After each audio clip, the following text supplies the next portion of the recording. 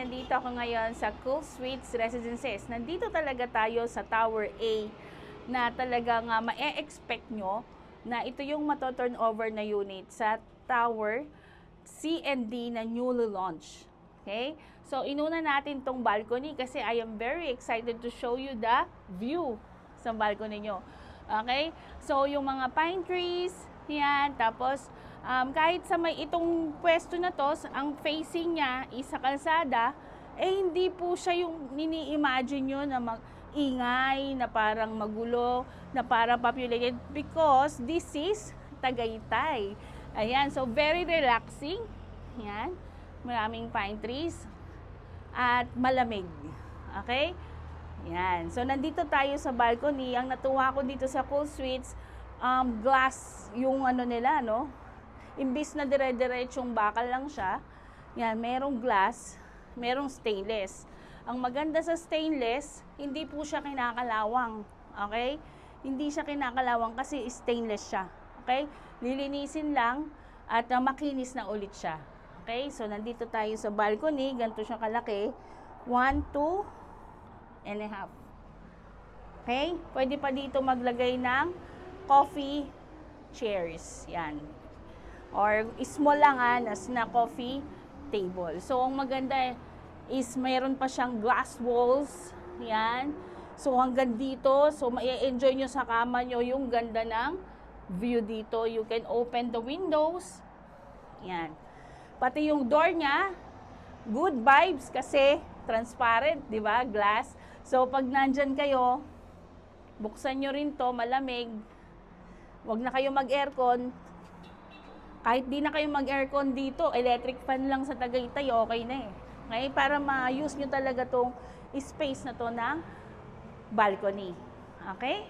Yan, let's go inside. Yan. Ito naman, this is the bedroom. Yan. Itong bedroom, ang tingin ko dito, double size yung bed na kasya. Okay? Tapos, mataas din naman yung ceiling niya. Yan. Isa pa. Ayan, yung water sprinkler, meron. Okay, para safety nyo yan. Okay, tapos ito yung wall niya. Okay, this is the sliding door. Okay, pag gusto nyo patulugin yung anak nyo sa tanghali, parang walang liwanag, ganyan. O, pagising na sila, yan. Kasi, parang gabi uli. Okay? Yan. So, ito yung bedroom niya. Ikutin natin. Yan. Taas natin yung camera dito. Pag ganito. Yung ginawa ko kanina, gayahin mo. Pag gano'n. Yan. Yan. So, ito. Yan. Okay?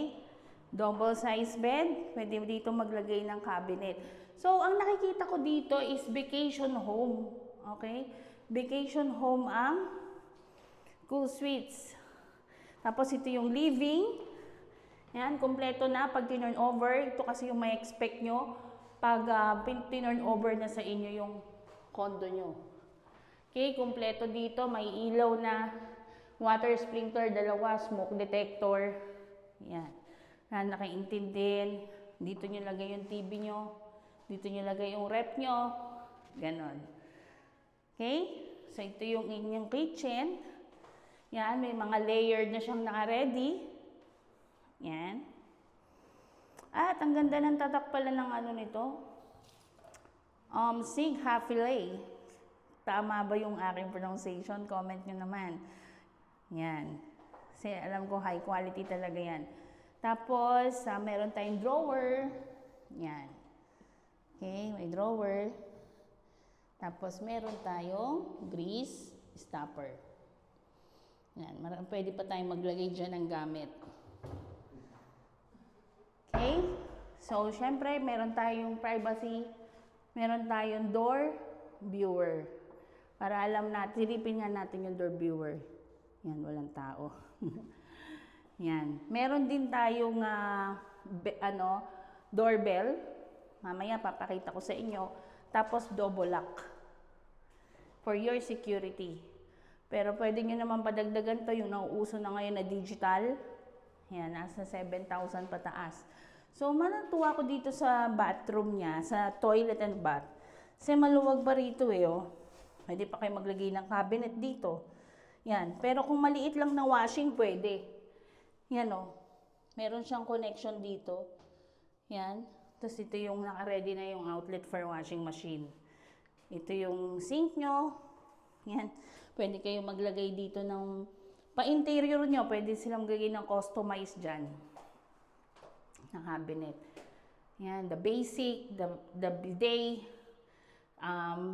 tissue holder, and I like the design of this rain shower with hand shower. Kasi high quality siya. Okay? Malaki tignan. Makaka-shower ka talaga ng maayos. Ganun. So, kung magpagawa kayo, pwede kayo magpalagay dito ng lalagyan ng shampoo, conditioner. Yan. Okay? So, bilangin natin. 1, 2, 3. Okay? 1, 2, 3. It's a decent space for taking a shower. Yan. Okay? So, okay naman. Komportable. Tingnan nyo ako dito. Yan. Okay naman. Yan. Makakapag-bawas ka dito, makakaligo ka rito. Pwede ka maglagay ng shower curtain. Yan, tapos ito, meron tayo mirror. Okay? Paglabas mo, hindi naman masikip. Yan. So, ang pakiramdam, para kang pumunta sa Tagaytay, nagbakasyon ka, pero hindi lang daig pa sa hotel, kasi ang hotel puro studio lang eh. Pero ito, you have your own 1 bedroom with balcony. Yan. Okay? Kasi pag nag-hotel ka dito sa Tagaytay, 3,000 pataas, studio lang. Okay? Tapos, good for 2 lang. Pero ito, you have your own space here in Tagaytay for your vacation home. Okay? Ayan. So, this is the balcony with the nice view of pine trees and Tagaytay nature. Yan. Yan, okay, bedroom. Tapos ito yung living room. Yan, maganda dito. Yan, walang space na nawawala. Kasi sliding siya.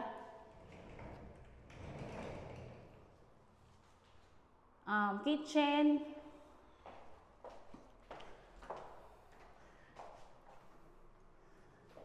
Toilet and the shower. Okay, ito yung sinasabi ko sa inyo. Yan. You have your own doorbell. Yan. Tapos ito yung door viewer. You have 2 locks. Okay? This is the actual unit for 1 bedroom with balcony. 23.23 square meter. Here in Cool Suites Residences. Your future home in Tagaytay City by SMDC.